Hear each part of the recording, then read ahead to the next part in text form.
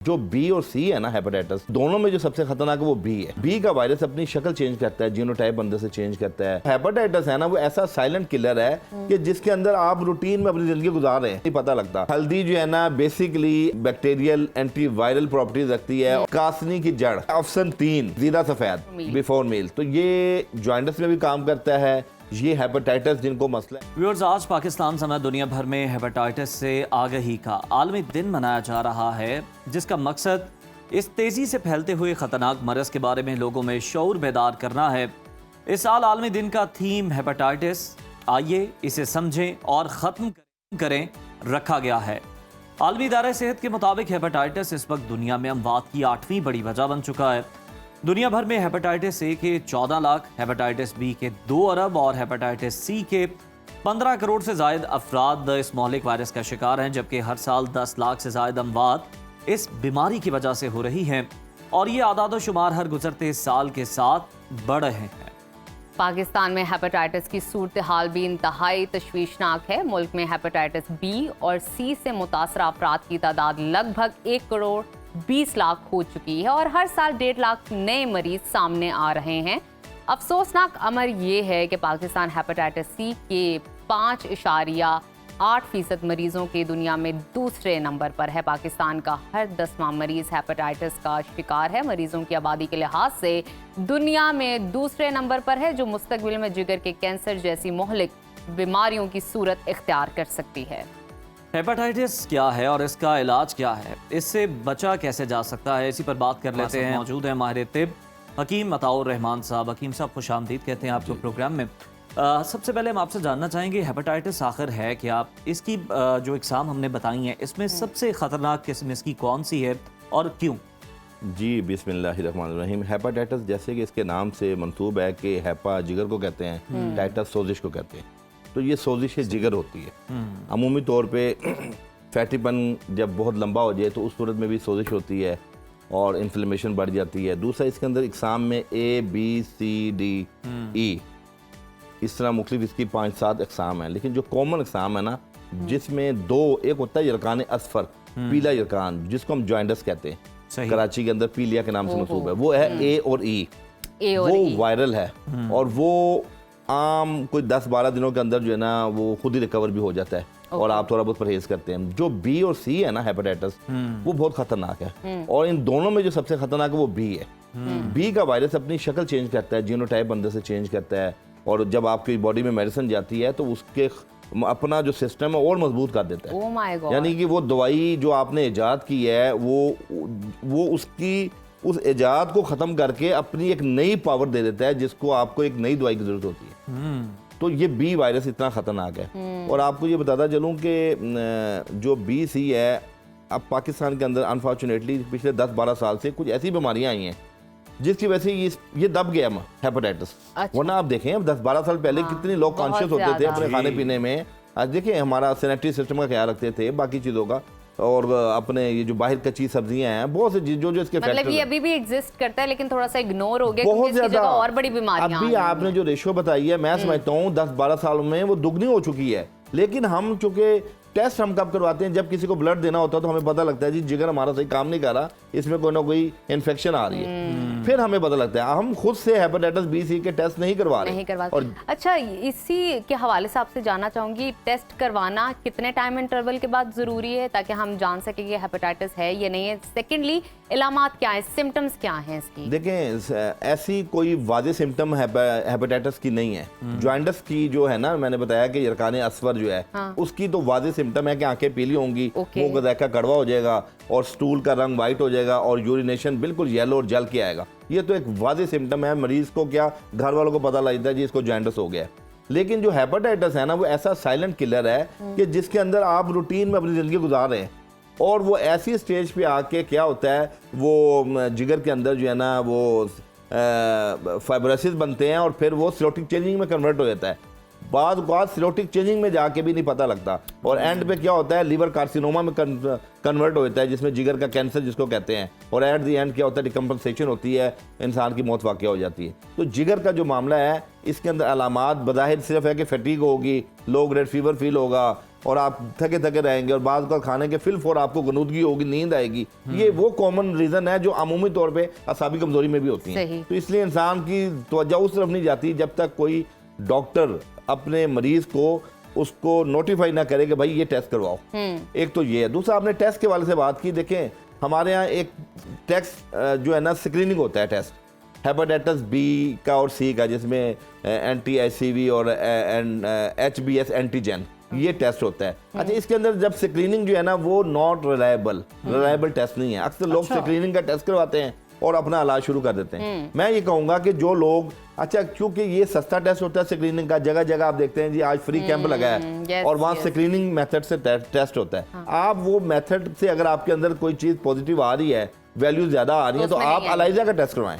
अच्छा, अलाइजा के बाद आप LFT करवाएं, लीवर फंक्शन टेस्ट। देखें कि अगर आपके लीवर के एंजाइम नॉर्मल हैं तो फिर आप परेशान होने की कोई जरूरत नहीं। कैरियर पोजीशन में आपको ट्रीटमेंट की भी जरूरत नहीं है, सिर्फ अपना लाइफस्टाइल को जो है ना अपनी बेहतर रखें। जो कैरियर पोजीशन में, कैरियर पोजीशन क्या है, जिगर आपका सही काम कर रहा है, वायरस बॉडी में मौजूद है पर नुकसान नहीं पहुंचा रहा। ये एक ऐसा शेर है जो सोया हुआ है, जब आप उसको छेड़ेंगे वो जाग जाएगा।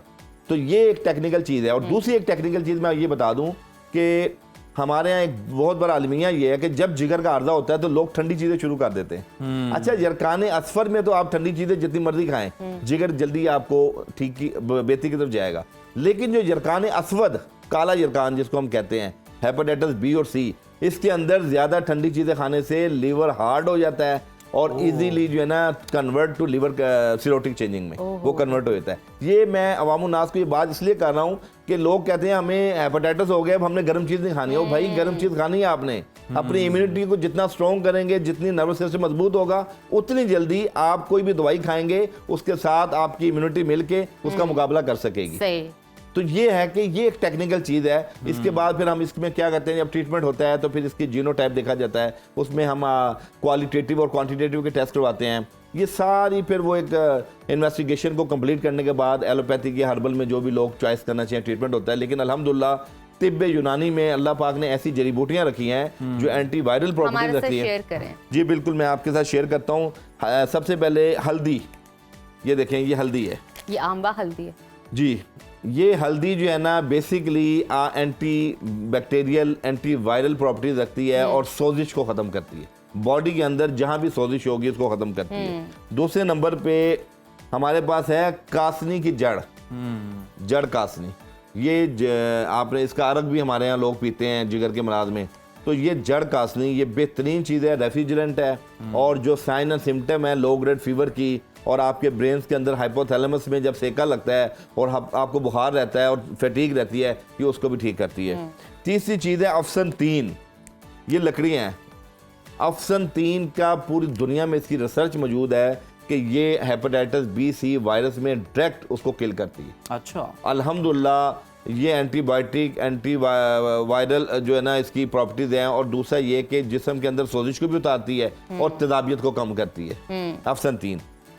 चौथी चीज जीरा सफेद। जीरा सफेद अक्सर हम जिक्र करते हैं, ये बेहतरीन जिगर के अमराज के लिए, जिगर के ऊपर कार्बन है कोई चीज है उसको धो देता है, ये जिगर के फैट्स को उतार देता है, जिगर के अंदर इन्फ्लेमेशन को ठीक करता है, यूरिक एसिड तक को ठीक करता है। आपको पता है हमारा जिगर 500 से ज्यादा फंक्शन प्रमोट कर रहा है। और सबसे बड़ा जो उज़्व है बॉडी का वो लिवर है, यानी इसका 1.5 किलो के करीब वजन होता है। और इसको गदूद इसलिए कहते हैं कि हमारे हार्मोनल बैलेंस और डिसबैलेंस को भी ये सारा देख रहा होता है, इसलिए इसको गदूद भी कहा गया है। पांचवी चीज शरेला, ये भी जड़ी बूटी है शरेला। और छठी चीज सना मक्की, आपने नाम सुना होगा, सना मक्की कॉमन कॉन्स्टिपेशन में भी इसको हम इस्तेमाल करते हैं। और सातवीं चीज बरगे नीम है, नीम के पत्ते। इन सातों चीजों को, पहली जो 5 चीजें हैं हल्दी, जड़ कासनी, अफसन 3, जीरा सफेद और शरेला, इनको आप तकरीबन एक छटांग लेंगे और बाकी 2 चीज़ों को आप आधी आधी छटांग लेंगे, सना मक्की को और बरगे नीम को, और इनको पाउडर बना लें और ½ टीस्पून 3 टाइम्स बिफोर मील ले लें। Okay, before meal. तो ये जॉइंटस में भी काम करता है, ये हेपेटाइटिस जिनको मसला है। अच्छा हाँ, ये भी हम बता दें कि हमारे हर्बल के अंदर लिवर की जो क्वालिटी ऑफ लाइफ है उसको आप मेडिसिन से इम्प्रूव कर सकते हैं, क्योंकि हमारा जो मेडिसिन का मैकेनिज्म है वही है जो डाइट का मैकेनिज्म है। Yes. मिसाल के तौर पे अगर आपको 2 रोटी की भूख है, आप 2.5 रोटी खा लेंगे, अपनी खाने की जो आपको तलब है, तो वो कोई नुकसान वाली बात नहीं है। तो इसी तरह जो हर्बल मेडिसिन है जी। ये आपका सेम मैकेनिज्म है जो आपकी डाइट का मैकेनिज्म होता है, जो आपके फूड सप्लीमेंट का मैकेनिज्म होता है। तो हम इसमें कोई केमिकल नहीं होता, तो इसलिए हम ये कहते हैं जिसको हेपेटाइटिस कैरियर पोजीशन में भी है वो इन अद्वियात का जब इस्तेमाल करता है तो 20-20 साल 30-30 साल तक वो वायरस एक्टिव नहीं होगा। अल्लाह के ऊपर खाने से पहले खाना है, लेकिन दिन में कितनी दफा? 3 टाइम्स बिफोर मील, सुबह निहार मुंह, दोपहर खाने से पहले और शाम को खाने से पहले, रात के खाने से पहले।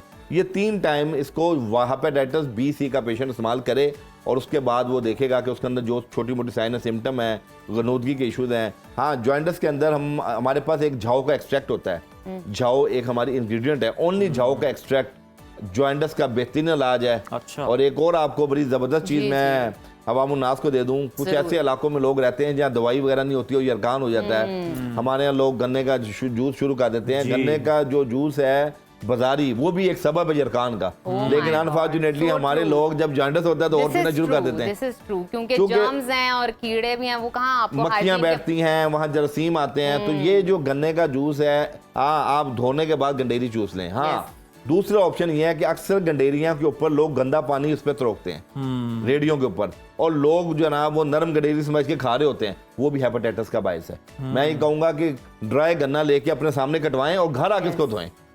बाहर का जो पानी जो थ्रोका हुआ है वो गंडेरी आप इस्तेमाल ना करें। ये वो टेक्निकल चीजें हैं जो हमें हमारी फायदेमंद चीज जो है उसको भी नुकसान का पहलू पैदा कर देती है। तो ये है कि ये जॉइंटिस जो है ये बड़ा बहुत आराम से हर्बल मेडिसिन से ट्रीट होता है। और विद इन अ डेज, मैं नुस्खा बता रहा था, पुराने चावल जी, पुराने चावल 2-3 साल पुराने चावल लेके उनको आप पाउडर कर लें और सुबह निहार मुंह 1/4 से लेके ½ टीस्पून पाउडर केले के साथ, जिस तरह आप नमक लगा के खाते हैं तो एक केला खा लें। विद इन 3 डेज हमारे तो इसके ऊपर ट्रायल हैं मरीज, और कौन सी बेस मुझे बताएं, चावल कच्चे कौन से खतरनाक है और केला कौन सा खतरनाक है।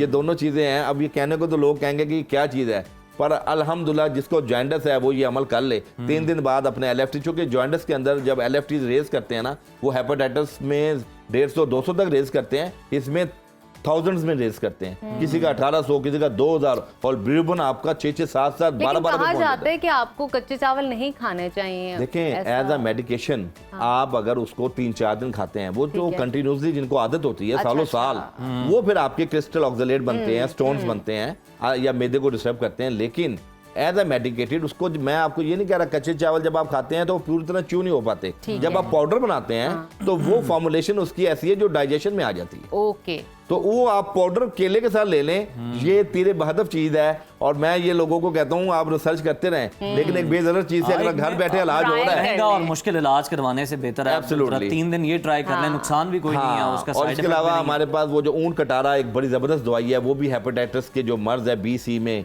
जिसको हम मिल्क थिसल भी कहते हैं। और इसका जो मेन इंग्रेडिएंट्स है, उसका जो मैकेनिज्म है उसके अंदर वो होता है सिलीनियम, जिसको हम कहते हैं सिलीनियम जो है ना, वो बेसिकली आपकी लीवर के अंदर जितना वायरल है, जितने इन्फेक्शन है, उसको क्योर करता है। तो बहुत सी चीज़ें हमारी हिकमत में है, लेकिन ये डिपेंड होता है कि जब पेशेंट आता है वो अपनी साइन एंड सिम्टम के साथ, हमें उसके साथ कोई दवाई मजीद अटैच करनी होती है। अगर उसको कब्ज है जिगर के मर्ज के साथ, कब्ज को रफा करना पड़ता है। और वैसे भी हर किसी की बॉडी केमिस्ट्री और उसके सिम्टम्स और किस तरह बॉडी रिस्पॉन्ड कर रही है, ये सब मुख्तलिफ है। तो पेशेंट टू पेशेंट चीज़ें वेरी करती हैं। थैंक यू सो मच हकीम साहब आपकी मौजूदगी का।